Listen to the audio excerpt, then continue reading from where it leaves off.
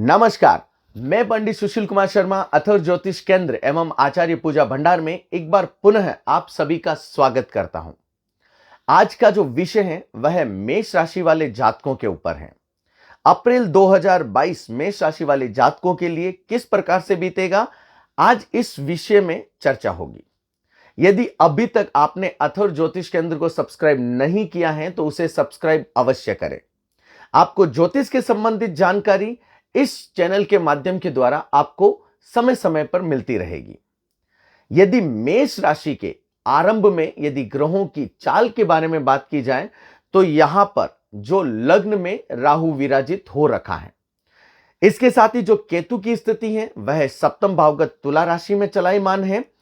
यहां पर शनि और मंगल मकर राशिगत भाग्य स्थान में चलायमान कहे गए हैं।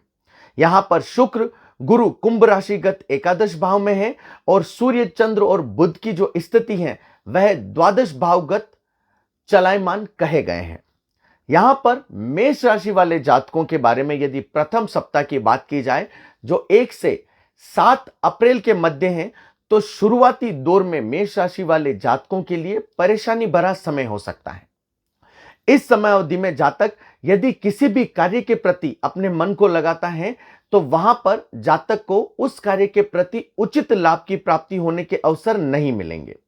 यहां पर कई बार जातक इस सप्ताह में शुरुआती चरण में भावनाओं में बहकर किसी ऐसे प्रकार का कार्य कर सकता है जिसका पछतावा उसे बाद में हो।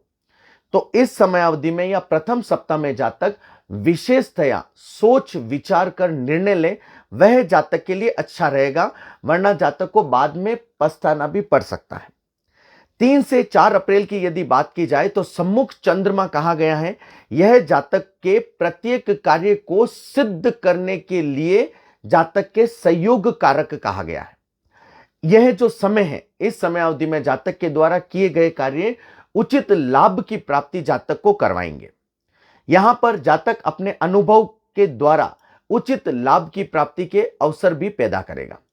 यहां पर ऐसा भी है कि इस समय अवधि में जातक अपनी जिसे कहते हैं कि जो उसने धार रखा है या जो मनचाही सफलता के बारे में जो जातक सोच रखा है, इस सप्ताह के मध्यम चरण में जातक प्राप्त कर सकता है।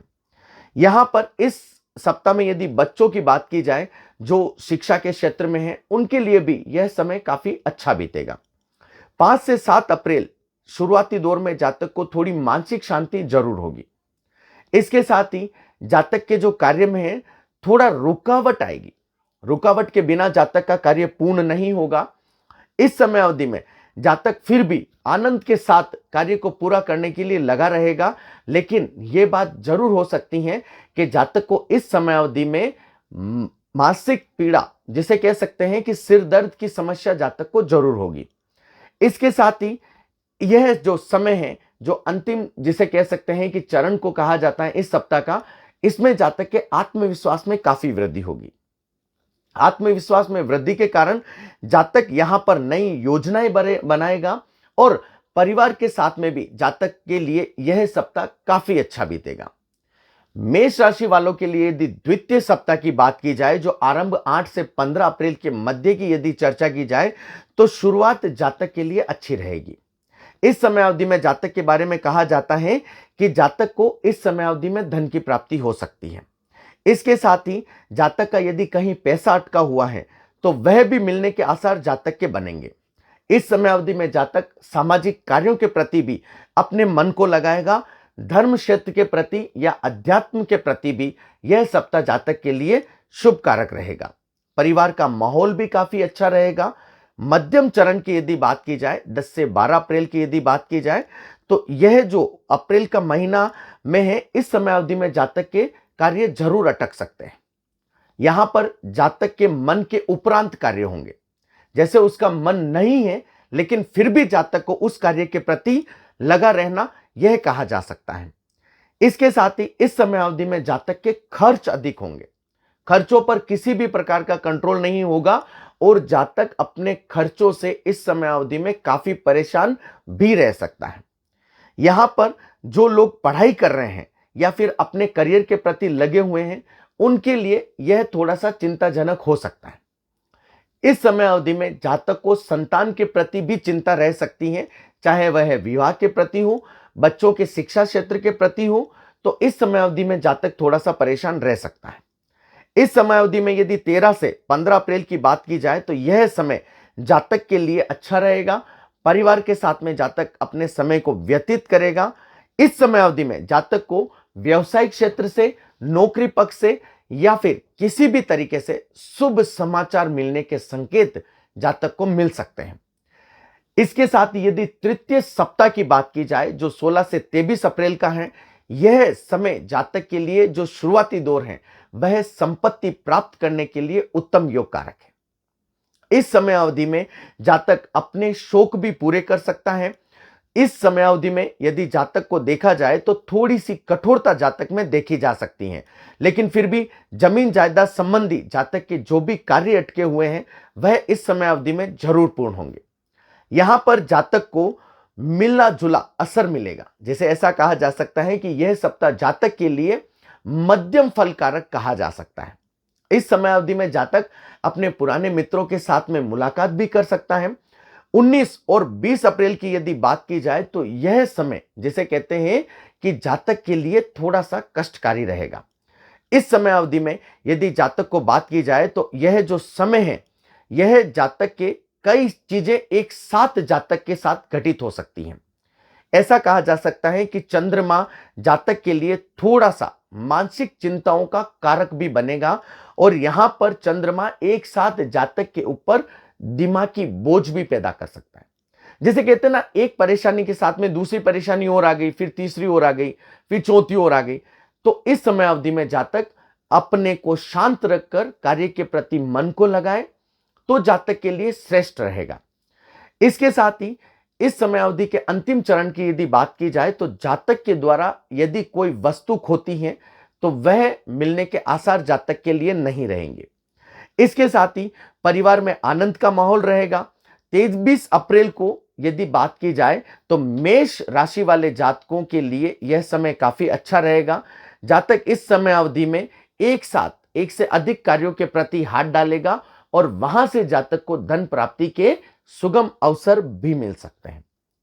यदि अंतिम सप्ताह की यहां पर बात की जाए जो 24 से 30 अप्रैल का है, मेष राशि वालों के जातक के लिए आरंभ मित्र मिलन हेतु कहा जा सकता है। नए व्यापार पर जातक इस समय अवधि में निवेश कर सकता है और इस समय अवधि में जातक भागीदारी के कार्य के प्रति भी जा सकता है। यहां पर जातक इस समय अवधि में प्रसन्नचित्त रहेगा। इस समय अवधि में जातक के मान और प्रतिष्ठा बढ़ने के योग भी कहे गए हैं। 25 से 27 अप्रैल जातक के लिए लाभकारी रहेगा। प्रियजनों का साथ रहेगा।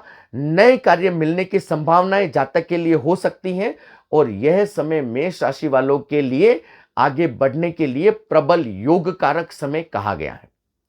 यहां पर 28 से 29 को 12वां चंद्रमा होने के कारण मेष राशि वाले जातकों के लिए काफी घातक कहा गया है। इस समय अवधि में जातक क्रोध ना करें, खर्च के ऊपर नियंत्रण रखें क्योंकि यह 12वां चंद्रमा जातक से अधिक खर्च करवाएगा। इसके साथ ही 30 से 31 अप्रैल की यदि बात की जाए तो थोड़ा सा समय इस समय अवधि में अनुकूल होगा। यहां पर जातक कहीं ना कहीं कार्य क्षेत्र के प्रति आगे बढ़ेगा। यहां पर जातक कहीं ना कहीं बाहर यात्रा भी कर सकता है और जातक को मनोरंजन के अवसर भी प्राप्त हो सकते हैं। यदि ओवरऑल मेष राशि वाले जातकों के बारे में यदि चर्चा की जाए तो यह जो समय है जातक के लिए काफी उन्नति कारक रहेगा। कुछ छोटी मोटी समस्याएं इस समय अवधि में जातक के मध्यम भाग में रहेगी। जिसे कह सकते हैं कि 1 से 15 अप्रैल जातक के लिए अच्छा है, लेकिन जो 16 से जिसे ये कह सकते हैं कि सम्मुख 12वां चंद्रमा है तो 28-29 तारीख को विशेष तौर से जातक ध्यान रखें क्योंकि इस समय अवधि में जातक को हानि की संभावनाएं अधिक बढ़ेगी। जातक नहीं चाहते हुए भी ऐसे कार्य कर सकता है जिसके द्वारा जातक को भविष्य फल में उचित लाभ की प्राप्ति के अवसर ना बने और जातक को कहीं ना कहीं किए गए कार्य के ऊपर पछतावा हो। यदि अभी तक आपने अथर्व ज्योतिष केंद्र को सब्सक्राइब नहीं किया है तो आप उसे सब्सक्राइब अवश्य करें। आपको ज्योतिष के संबंधित किसी भी प्रकार की जानकारी चाहिए तो आप मुझे व्हाट्सएप कर सकते हैं। उचित समय मिलने पर आपके द्वारा पूछे गए सवालों के जवाब दिए जाएंगे। आपसे ये एक रिक्वेस्ट और करता हूं कि आप कोई भी एक सवाल मुझसे करें, मैं आपके द्वारा पूछे गए सवाल का उचित जवाब मैं आपको भेज दूंगा। आपका दिन मंगलमय हो। भगवान श्री कृष्ण की असीम अनुकंपा आप सभी के ऊपर बनी रहे। हरे कृष्ण।